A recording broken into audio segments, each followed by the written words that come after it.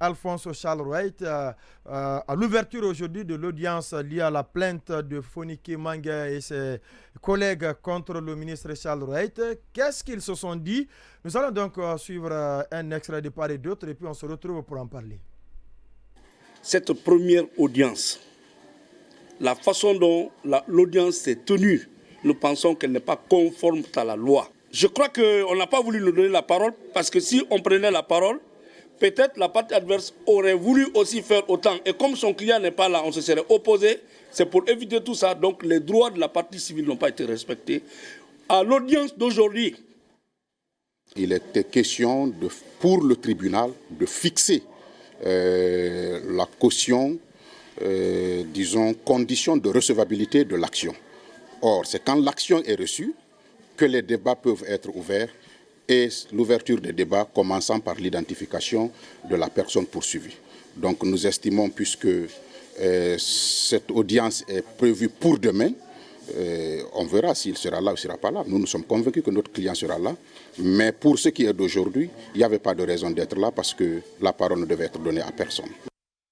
Choma FM, la radio du développement et de la bonne gouvernance. À l'instant, Maître Salifou Béavogui, avocat du FNDC, à ses côtés, on a aperçu Fonike Manga et puis Maître Moussa Diallo, qui est avocat de Charles Wright, qui dit que l'audience de demain, il confirme que son client sera bel et bien présent, Alphonse Charles Wright. Oui, qu'est-ce qu'on peut dire rapidement? On a même appris que les avocats de FNDC ont recusé. Oui, déjà, le juge Ibrahima Souri le très sérieux et très pertinent juge Ibrahima Souri de Tunkara pour un procès, pour un jugement qui n'a pas encore commencé.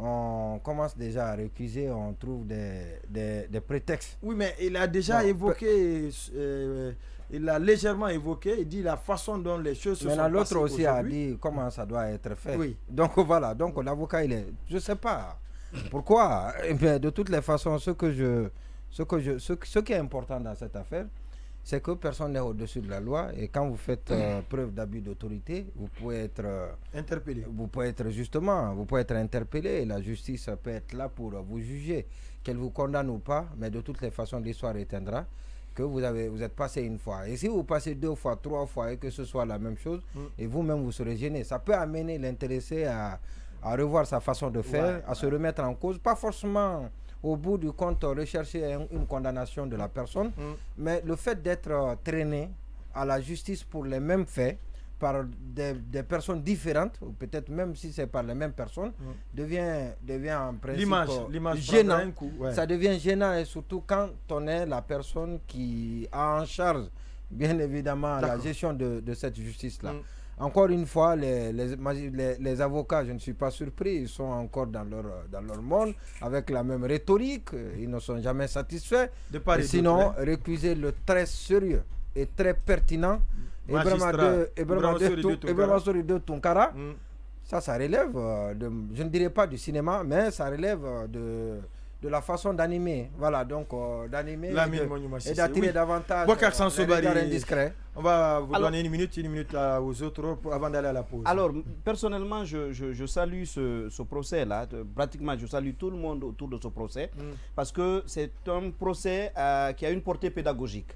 Le fait que les Fonike Menge et compagnie aient décidé de porter plainte contre Charles Wright, c'est une façon de dire quelle que soit la personnalité, si vous pensez que vous avez été victime d'abus, de quelque soit de violation des droits de la part de cette personne, vous n'avez qu'à saisir la justice. Et Charles, même s'il n'est pas venu, je salue le fait qu'il ait constitué des avocats. Ça veut dire qu'il est dans la disponibilité de répondre, même si c'est peut-être par le biais de ses avocats. Mais il ne fait pas dans le déni, il ne fait pas comme si le procès, le truc n'existait pas. Donc, indépendamment de la décision qui sera rendue, je pense que déjà il y a un pas, il y a un précédent qui a été posé à travers ce qui est en train de se mettre en place là. Du coup, je salue vraiment tout le monde, indépendamment de ce qui en sortira. Oui, c'est cool. Je pense que c'est une bonne publicité, en tout cas pour la justice guinéenne, pas pour Charles Wright, mais pour la justice guinéenne, parce qu'on retiendra quand même. S'il accepte de venir, oui, on retiendra. Oui, ça c'est pour lui, c'est pas une bonne publicité. Je vais y arriver tout à l'heure.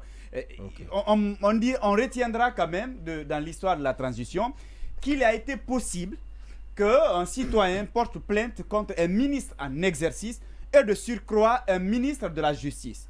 À mon avis, ça c'est une très bonne image. Ça n'a pas commencé aujourd'hui, c'est Un ministre de la Justice? Non, je parle. Non, Arrêtez